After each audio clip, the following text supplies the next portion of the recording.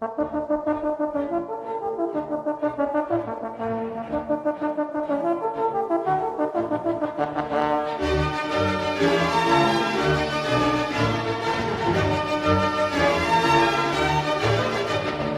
everyone, I'm your host Sam, back with another Shades of Jade weekly rundown.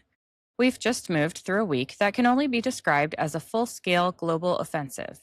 From July 5th to July 11th, the America First agenda shifted from negotiation to direct retribution. Today, we're breaking down the return of fire in the Middle East, where a series of non proportional strikes has left the Iranian military in ruins.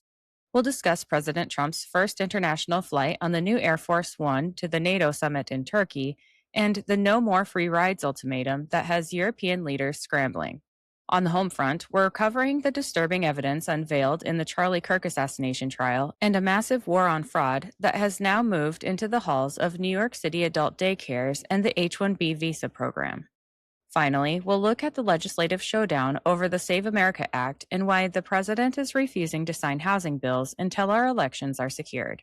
The bully of the Middle East has been met with a steel wall, and the domestic cleanup is accelerating. Let's get started. Starting with international security. Reports indicate U.S. Central Command conducted multiple rounds of strikes against Iranian targets following incidents in the Strait of Hormuz. A tanker was struck and audio emerged of threats to shipping. In response, approximately 80 targets were hit on the first night, with nearly 170 total across subsequent operations. These included air defense systems, missile and drone sites, naval capabilities, coastal surveillance, and logistics infrastructure along the coastline. 2 railway bridges were also reported to be struck. CENTCOM statements noted the actions aimed to degrade capabilities, threatening commercial shipping and civilian crews in an international airway. Strikes occurred over several nights, with one round lasting nearly 2 hours. Explosions were reported in some areas, and IRGC barracks were among sites affected. Additional measures included revocation of a license allowing Iranian oil sales, and over 20 U.S. Navy warships were documented patrolling the region. Technical talks were said to continue in parallel, with demands issued for public statements affirming the strait remains open to shipping without attacks or tolls. Iranian responses included reported strikes toward U.S. military sites in Bahrain, Qatar, and Kuwait, and vows of revenge from regime figures. Intelligence reports, including from Israel, referenced assassination plotting concerns. U.S. officials described the situation as the ceasefire effectively ending after violations involving commercial vessels, and President Trump made it clear that his patience with the Iranian regime has reached a terminal point, stating, "We're either going to make a deal or finish the job." Trump suggested that the U.S. might take over Karg Island entirely, noting that the regime is powerless to stop it. Trump also revealed that he has left instructions to bomb Iran at levels never seen before if any of their assassination plots against him are successful, and he confirmed that 1,000 missiles are currently locked and loaded and aimed at the Islamic Republic as a deterrent. Treasury Secretary Scott Bessent slapped major sanctions on Khomeini, targeting the financial facilitators who move billions for the regime. While the military held the line, the president took his first international trip on the new Air Force One to the NATO summit in Turkey. Upon arrival, he was met with a full honor guard of horses and a carpet review alongside President Erdogan. In a major diplomatic shift, Trump announced that the U.S. is moving sanctions off Turkey, stating, "It's time. We don't want to sanction friends." However, other allies didn't get off so easy. NATO Secretary General Mark Rutte told allies they must admit Trump was right about spending, and Canada's Prime Minister Mark Carney admitted that Trump has officially won the argument regarding NATO freeloading. The president also took a hard line with Spain, initially cutting off all trade and criticizing their socialist leadership for behaving very badly. The pressure worked. Spain eventually returned with a generous offer of payment to restore the relationship. On the way back to the United States, the president stopped at Mildenhall Air Force Base in the UK, allowing thousands of U.S. service members to be the first to view the new, modern addition to the fleet. Back in the States, accountability actions targeted fraud in government programs. The USDA executed warrants and issued charges against SNAP retailers in Los Angeles for trafficking and prohibited sales, and the Department of Education addressed Go Student schemes, blocking billions in fraudulent aid. H-1B visa program investigations expanded under the Department of Labor, with subpoenas issued over concerns of wage undercutting, human trafficking, and displacement of U.S. workers. And investigative reporting in New York highlighted adult daycare operations with discrepancies in patient numbers versus billing. CMS Administrator Dr. Oz teamed up with investigator Nick Shirley in New York, where they uncovered a $190 million fraud ring in adult daycares and facilities claiming to have thousands of patients in buildings that couldn't possibly hold that many people. State level probes, such as Minnesota's daycare investigations, used electronic cross checking, and individual indictments included cases involving NGOs and public officials. This week also saw the preliminary hearing for the assassination of Charlie Kirk as Tyler Robinson faces charges in what is being described as a death penalty case. Court proceedings included surveillance and high-quality footage showing movements on campus, rooftop positioning, and the incident itself. Prosecutors presented nearly 60 exhibits tracking activity minute by minute, and testimony and evidence involving Robinson's lover, Lance Twiggs, were central, including DNA matches, text messages, and statements. Twiggs reportedly described erratic behavior post-incident and confirmed Robinson was engraving bullets with messages and left a note admitting to the murder. Robinson was spotted visibly panicking as his own text admissions were read to the jury, but at other times he was spotted laughing mere feet away from Erica Kirk.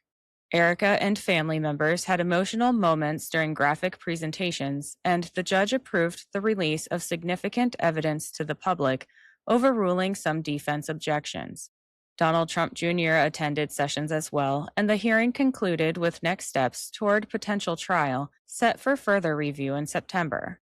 Vice President Vance commented on the compelling nature of evidence while noting questions about broader influences.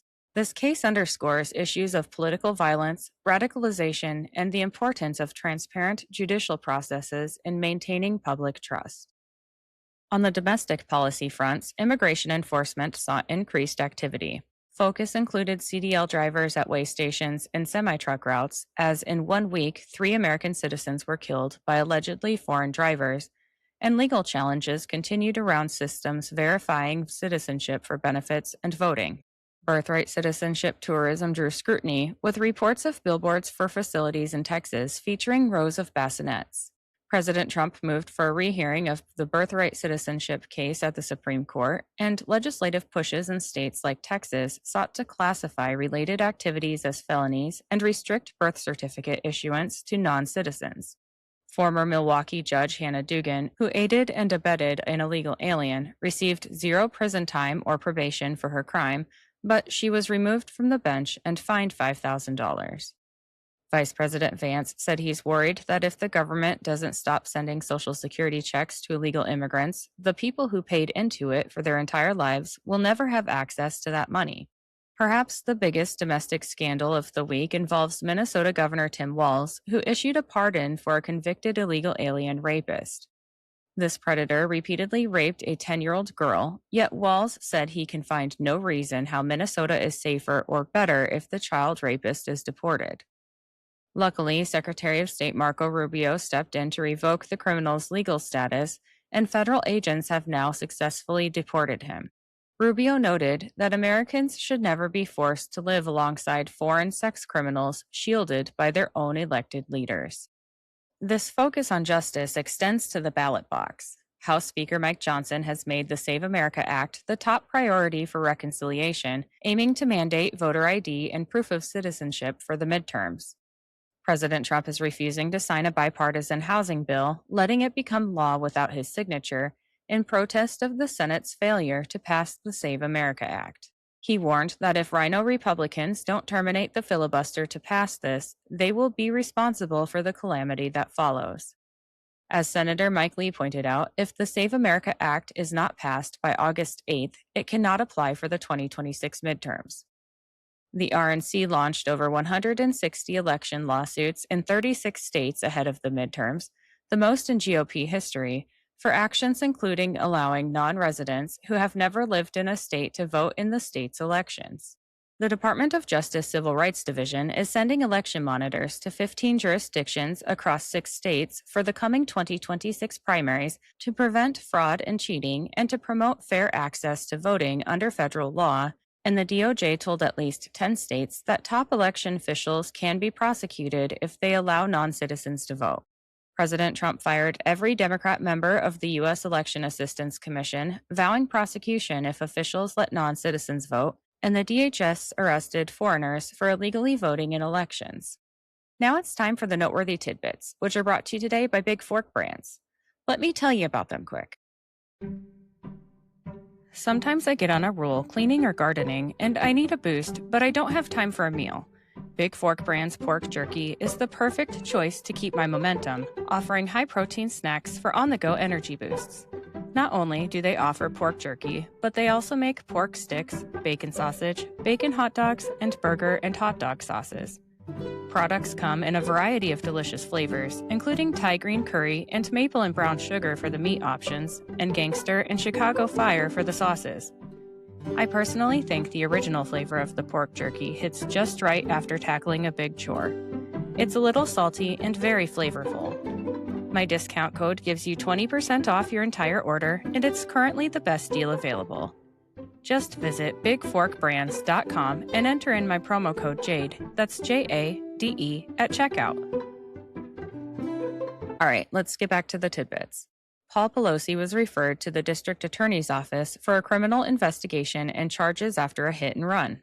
Toyota announced they will be moving production from Mexico to Texas, investing $3.6 billion into what may become the largest auto plant in the country, creating thousands of new jobs.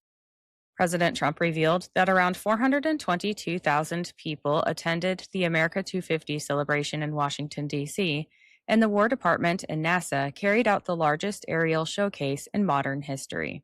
The Dow closed at a record of over 53,000 for the first time in history, and that same day, President Trump rang the opening bell in the Oval Office for the NASDAQ and NYSE. President Trump revealed he is building a granite helipad on the White House lawn because the newer helicopters rip up the grass, and Sikorsky is paying for the helipad in full. Mystery surrounding Senator Mitch McConnell's hospitalization continues, with people like Scott Jennings claiming to have talked to him on the phone, while released footage and audio recordings indicate McConnell was found unconscious due to cardiac arrest. Furniture and other items were removed from his home, which appears to be undergoing renovations. President Trump had the Freedom Plaza fountain upgraded and reactivated, and he revealed renovations to the dilapidated face of the White House. A federal judge blocked the Department of Justice from obtaining the Fulton County 2020 election workers' names as part of an ongoing investigation. President Trump confirmed that $325 million worth of SpaceX stock is being gifted into Trump accounts. American children could obtain up to $303,000 by the age of 18 on maximum Trump account contributions. Apple is investing $30 billion in USA chip manufacturing, and General Motors is investing $275 million into Tennessee manufacturing. President Trump announced he is giving Ukraine the license to make Patriot missiles. A group of House Republicans announced the DOJ and Equal Employment Opportunity Commission may crack down on the WNBA after Caitlin Clark was violently fouled on the court, as well as over allegations she's being targeted because she's white. President Trump is no longer designating Syria a state sponsor of terrorism. Health and Human Services Secretary RFK Jr. launched an initiative for hospitals nationwide to start serving healthy food made with real ingredients instead of highly processed foods. The United States has become the top oil exporter in the world. The White House honored legendary Japanese Prime Minister Shinzo Abe on the 4th-year anniversary of his passing.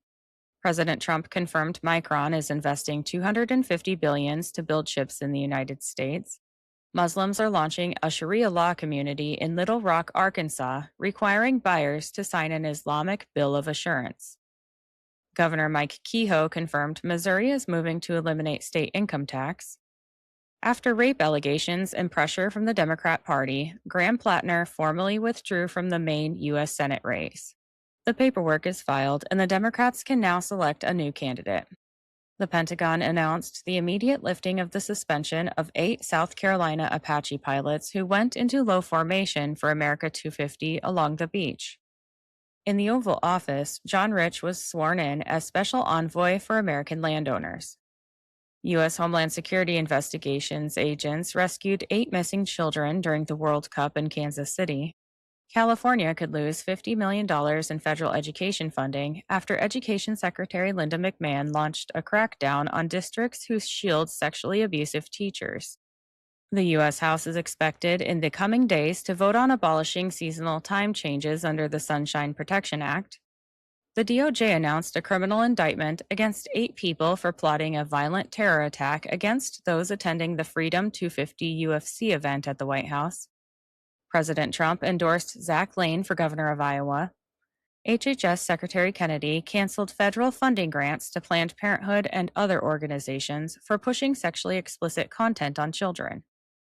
Acting Director of National Intelligence Bill Pulte announced a third round of deep state firings. As reported by Just the News, new documents released by Senator Chuck Grassley, chairman of the Judiciary Committee, show that employees at the Department of Justice, including those working for then Special Counsel Jack Smith, may have mishandled classified information while probing Donald Trump for allegedly doing the same. The National Guard will remain stationed in Washington, D.C. until Inauguration Day 2029 at a minimum. President Trump secured a deal in which Canada allows America 50% of the net toll revenue of the now reopening bridge from Detroit to Ontario. The Smithsonian Museum was caught displaying shocking displays geared towards children, including a rubber crotch harness. Real Clear Politics found that President Trump has a higher average national approval rating today compared to Barack Obama and George W. Bush at this point in their second terms. That wraps up our recap of July 5th through July 11th. This week featured military responses to maritime threats, legal accountability in violence cases, stepped-up enforcement on borders and fraud, and economic investment announcements. These events occur amid partisan debates, legal challenges, and global tensions. What stood out the most to you this week? Drop your thoughts in the comments or on Instagram or X at Shades of Jade Pod. Also, leave a review and share this podcast with a friend. Until next time, thank you for listening and have a great day.